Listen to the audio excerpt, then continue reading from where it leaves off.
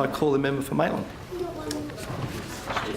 Thank you, Mr Temporary Speaker, and I'd like to thank all the contributors to this debate, the member for Cootamundra, the member for Cessnock and the member for Tamworth, and I know there would have been many others who would have liked to have contributed. I call for everyone in New South Wales, not just the New South Wales Welshmen but the Welsh women as well, to join the growing wave of support for the nation's strawberry growers, which has been gathering momentum, especially in the last 24 hours.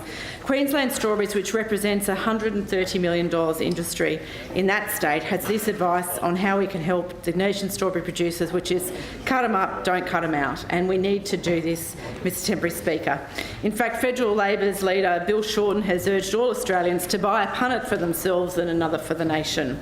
I've been speaking to Country Labor's candidates across the state this afternoon in preparation for this, because many of them have been wanting to have this issue raised in this place. So Country Labor's candidate for Port Macquarie, Peter Alley, has also asked me to raise this issue, and I know he's starting to talk to his local strawberry grower, Anthony Sarks, of Ricardo's Tomatoes and Strawberries. As well as urging people to cut the fruit in half, Anthony and Ricardo's have been saying that they've been simply overwhelmed with the community support for strawberry farmers right now, and they're actually having, I know you probably shouldn't do an ad in this place, but I think it's important, they're having half-price strawberry picking all this weekend, so it's a good time to go up to Port Macquarie.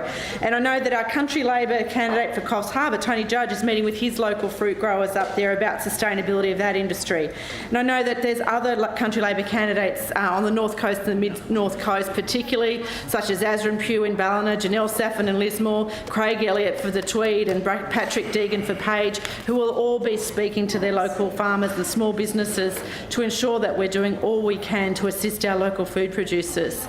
And I note the bipartisanship of the member for Tamworth there, and I hope we'll be including our local candidate Steve Mears in that as well.